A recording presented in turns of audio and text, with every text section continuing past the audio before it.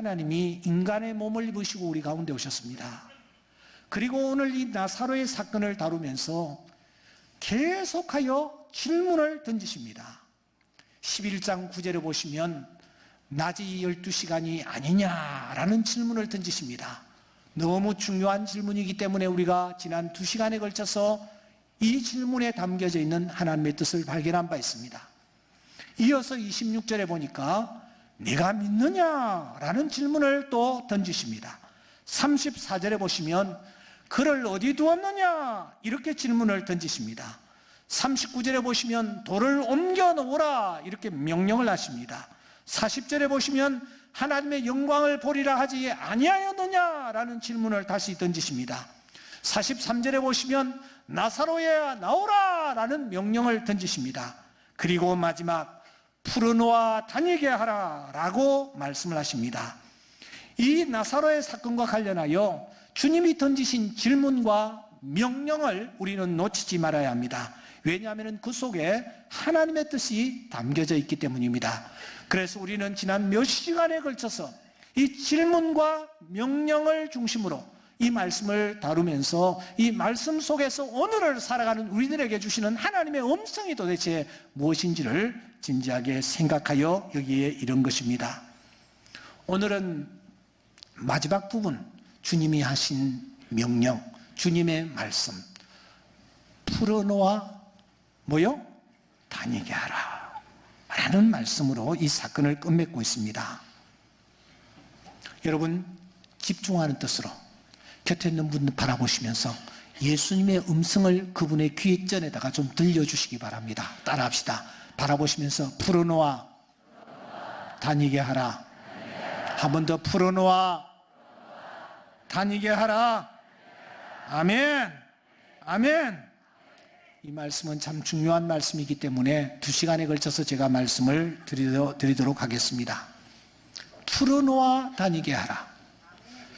이 말씀이 있기까지 지금까지의 과정이 도대체 어떠했습니까? 죽은 지 나흘이나 되어 예수님께서 나타나셨어요. 이미 나사로는 냄새를 풍기고 있는 상황입니다. 슬픔에 젖어 있는 그들과 함께 Jesus wept.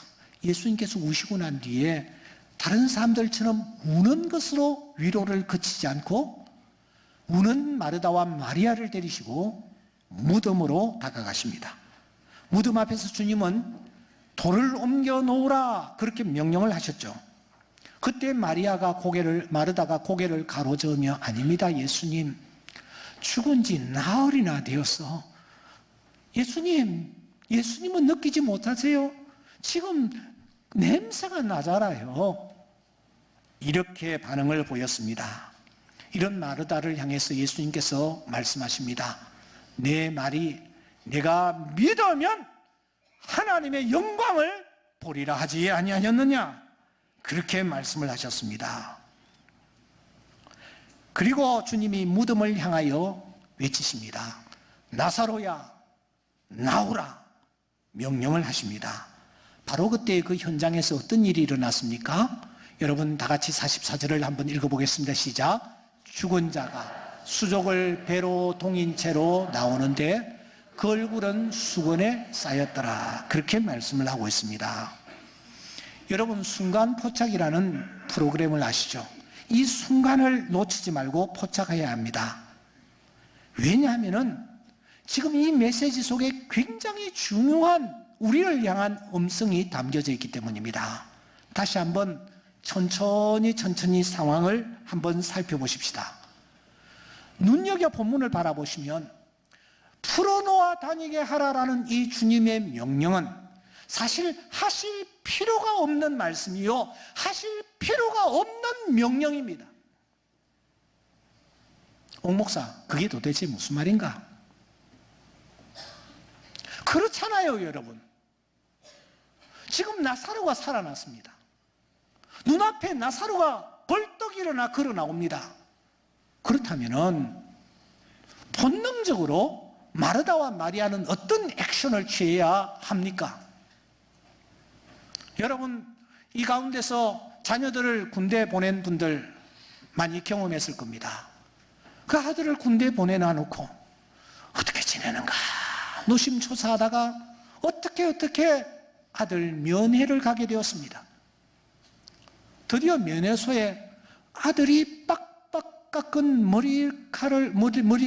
머리로 나타납니다. 그 순간 여러분, 면회 갔던 부모가 어떤 액션을 취합니까?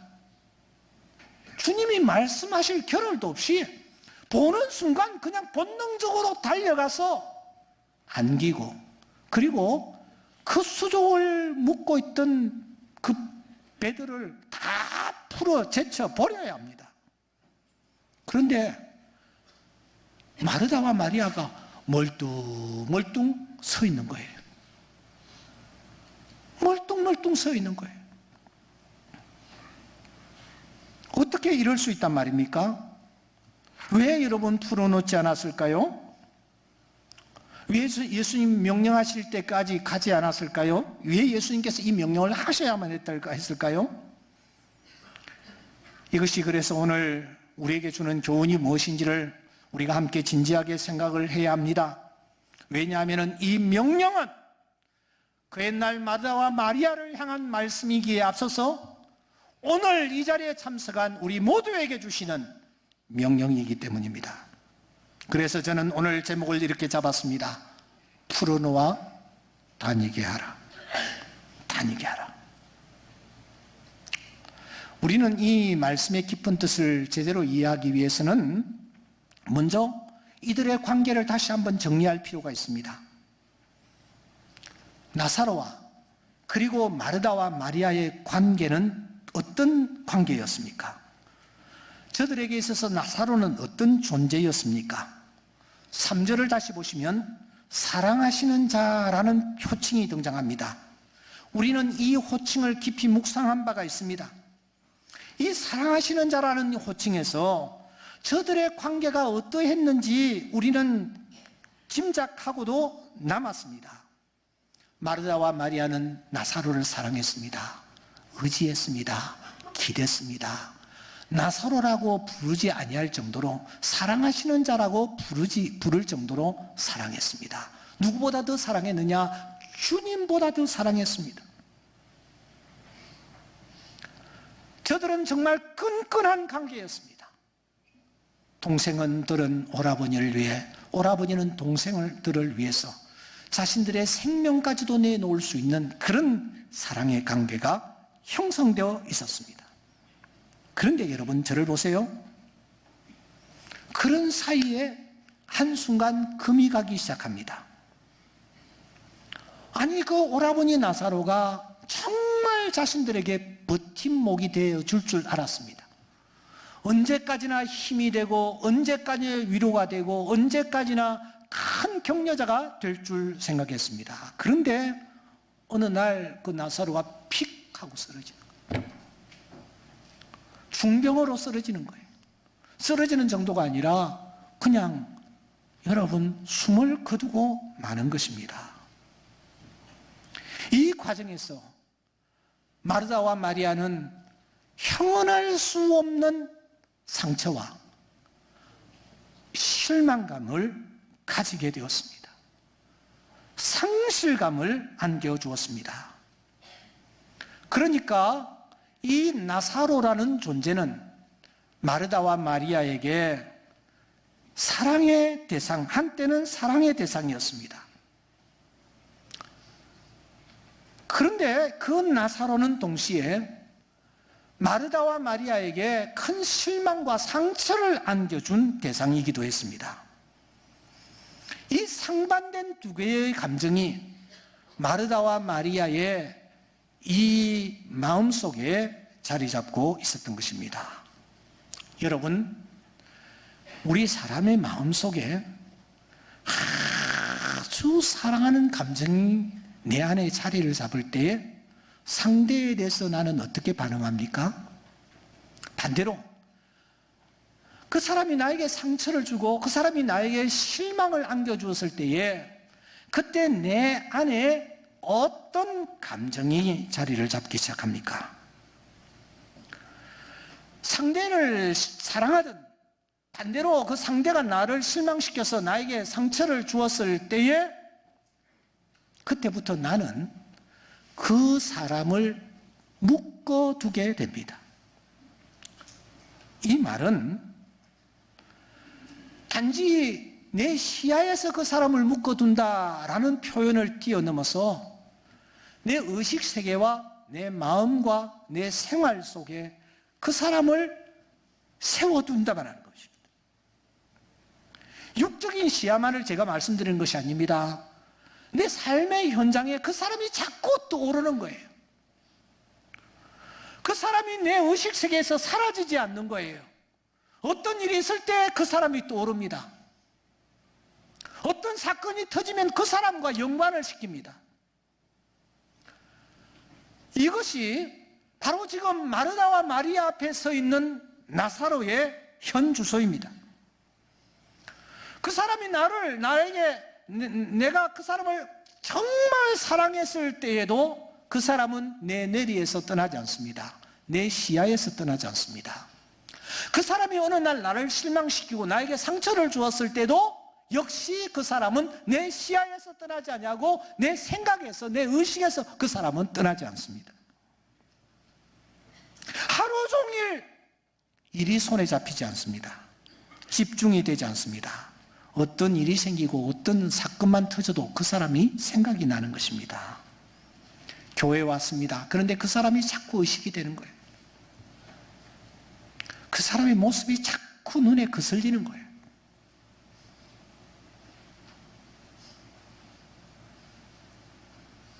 그 사람하고 하늘 아래에 있는 것이 너무 힘든 거예요.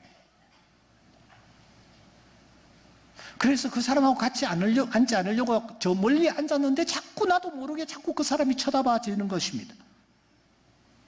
이것이 바로 묶어놓고 있는 자의 모습입니다. 자꾸 그 사람에게 내 시선이 쫓아가기 때문입니다. 풀어서 자유롭게 다니지 못하게 하는 케이스입니다. 어떤 심리학자요 작가인 사람이 유력한 일간지에 이런 글을 공개적으로 기고를 했기에 저도 공개적으로 말씀을 드립니다. 나는 유시민 작가가 몹시 불편하다. TV를 켜면 매번 그가 나온다. 그의 구라는 갈수록 현란해진다. 게다가 그가 쓴 책까지 모조리 잘 팔린다. 그게 나는 그냥 힘든 거다.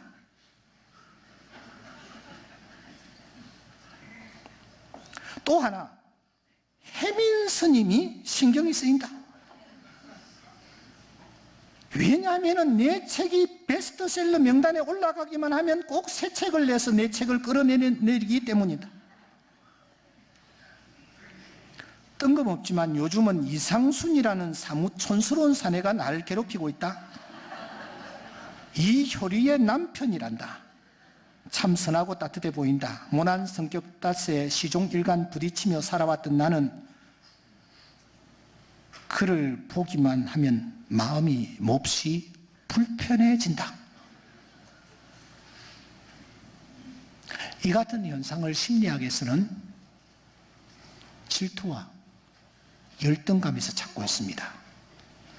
질투가 외부를 향한다면 열등감은 내부를 향합니다. 그래서 이 질투와 열등감이 그 마음을 지배할 때에 자기를 어떻든 드러내려고 하고 이 문제를 극복하기 위해서 몸부림을 치는데 방법이 무엇인가? 방법은 적을 만들어내는 것이라고 심리학에서 보고 있습니다. 책임 전가를 다른 존재에게 돌리는 것입니다. 마르다와 마리아가 지금 이 방법을 쓰고 있지 않습니까? 여러분, 나사로가 죽은 것이 예수님하고 무슨 관계가 있습니까? 그런데 이들이 뭐라고 얘기합니까? 21절에 보니까 주께서 여기 계셨다면 너 오라보니까 죽지 아니하였겠나이다. 마리아도 똑같이 이런 말을 내뱉고 있습니다. 나사로가 병들어 죽은 것하고 예수님이 무슨 관계가 있습니까? 그런데 애꿎은 예수님에게 책임 전가를 시키면서 지금 돌을 던지고 있는 것입니다. 그런데 여러분, 이렇게 내가 책임을 다른 사람에게 전가시키고 또 적을 만들면은 내 질투와 열등감을 극복할 수 있을까요? 이런 저급한 방법으로는 내 안에 과리를 들고 있는 여러분, 이 질투와 열등감을 결코 극복할 수가 없습니다. 적은 또 다른 적을 만들어내기 때문입니다. 제가 신학교 다닐 때 홍반식이라는 교수님이 계셨습니다. 아주 훌륭하신 분이셨습니다. 그때 그 어르신이 했던 말씀이 지금도 제 귀에 생생합니다. 여러분들이 장차 교회를 섬기게 되면, 목회를 하면서 강단에 서게 되면은 두 종류의 사람이 눈에 들어올 것입니다. 한 종류는 내가 평소에 아끼고 사랑하고 나에게 도움을 주고 당신과 깊은 교제를 나눈 사람이 눈에 들어올 것이다. 그 사람이 오늘 왔는지 안 왔는지 관심 있게 보게 될 것이다. 또 하나,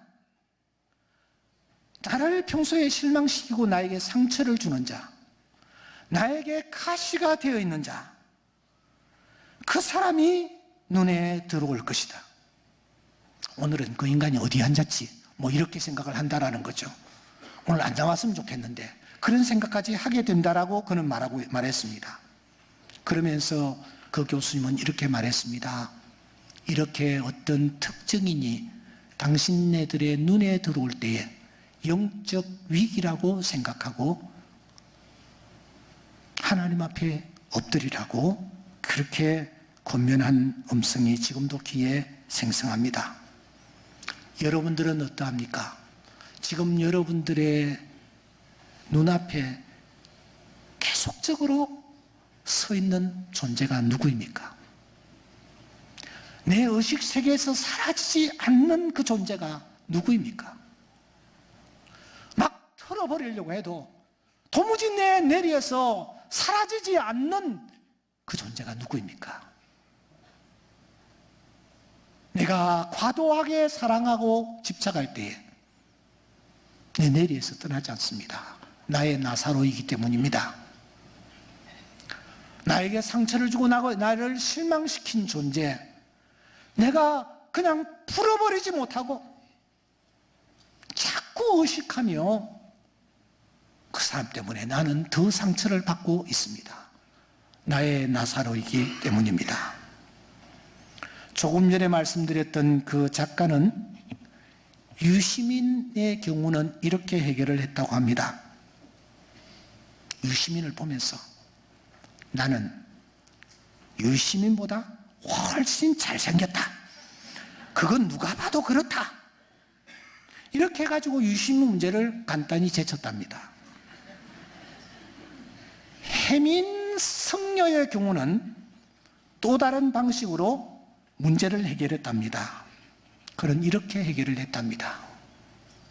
그래 봬도 그는 중이고 나는 남자다. 이렇게 해가지고 해결을 했답니다. 그러니까 마음이 굉장히 편안해지고 한결 나아졌답니다. 그런데 이상순의 경우는 도무지 해결이 안 되더라는 거예요. 비장의 방법들을 다 동원해도 방법이 없었답니다. 어린 반푸너치도 없었답니다. 왜냐하면 그 아내가 이효리였기 때문이다. 게임 끝이었습니다. 정말 여러분 방법이 없을까요? 방법이 있다면 그게 뭘까요? 오두막이라는 책을 소개하고 싶습니다. 폴 영이 쓴 이 책은 전 세계적으로 베스트셀러였습니다. 우리나라에서 영화로도 제작된 것으로 알고 있습니다. 제작되어 방영된 것으로 알고 있습니다. 이 책이 이렇게 세계적 베스트셀러가 된 것은 오늘 우리가 다루는 이 주제를 명쾌하게 해결하는 해결점을 알려주고 있기 때문입니다. 내용은 이렇습니다. 맥이라는 사람이 가족들과 함께 피크닉을 갔죠. 돌아가기 전날 그는 사랑하는 딸을 잃어버렸습니다. 아이의 이름을 부르면서 온 산을 뒤졌으나 찾을 길이 없었습니다. 마지막 저 깊은 곳에서 사랑하는 딸이 입고 있었던 빨간 드레스, 그 드레스가 피로 흥건히 젖어 있는 것을 확인하고 그 드레스를 가지고 집으로 돌아왔습니다. 12살 된 미시를 어떻게 이 아빠가 잊을 수가 있습니까? 내리에서 지울 수가 있습니까? 그리고 그 천사와 같은 딸을 죽인 이 살인범을 어떻게 여러분 내리에서 지울 수가 있었겠습니까? 그런데 어느 날 편지가 왔죠. 오두막으로 초청하는 편지였습니다. 갈까 말까 고민하다가 이 맥이 그 오두막에 가게 됩니다. 가서 누구를 만납니까? 가서 보니까 놀랍게도 그 오두막에 성삼위 하나님, 성부, 성자, 성령께서 그 현장에 계셨습니다. 성부, 성자, 성령께서는 긴 시간에 걸쳐서 맥을 만나 주셨습니다.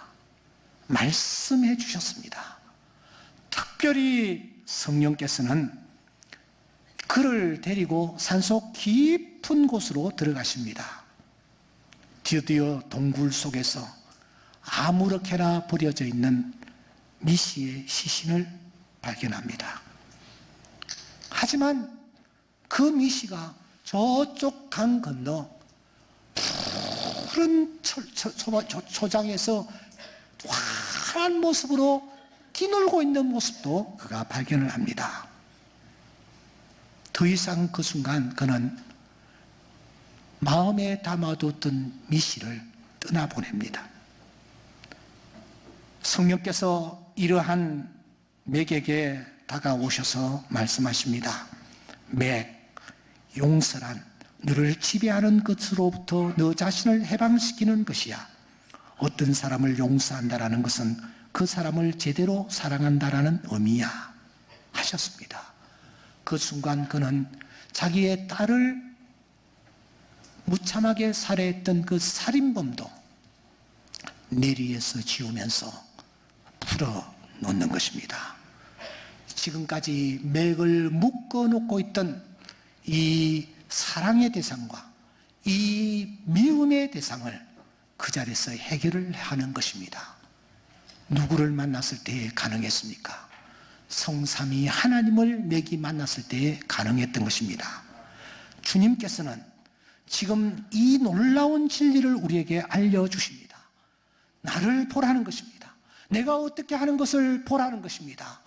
여러분 40절을 다시 한번 41절을 주목하십시오. 41절에 보시면 예수님께서 그 무덤 앞에서 예수님은 나사로를 보지 아니하시고 무덤을 보지 아니하시고 하늘을 우러러 보십니다. 그리고 하나님께 시선을 고정시키십니다. 그때에 기적의 은혜가 나타났던 것입니다. 우리가 새 삶을 영위하다 보면은 정말 내가 사랑하고 싶은 대상도 만나고 반대로 정말 나에게 상처를 주고 나를 실망시키는 그런 존재도 만납니다.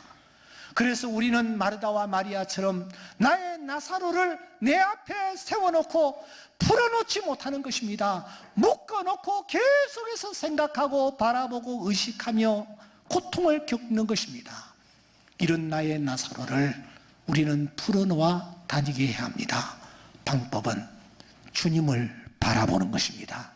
왜냐고요? 그 주님은 나를 진심으로 사랑하는 내가 사랑해야 할 대상이요. 그 주님은 나에게 상처를 주지 아니하시는 분이시기 때문에 그 주님을 바라볼 때 우리는 우리 눈앞에 보이는 나의 나사로를 우리가 풀어놓는 능력자들이 될 줄 믿습니다. 이 은혜가 오늘 예배에 참석한 주의 자녀들에게 넘칠 수 있기를 주의 이름으로 축원합니다.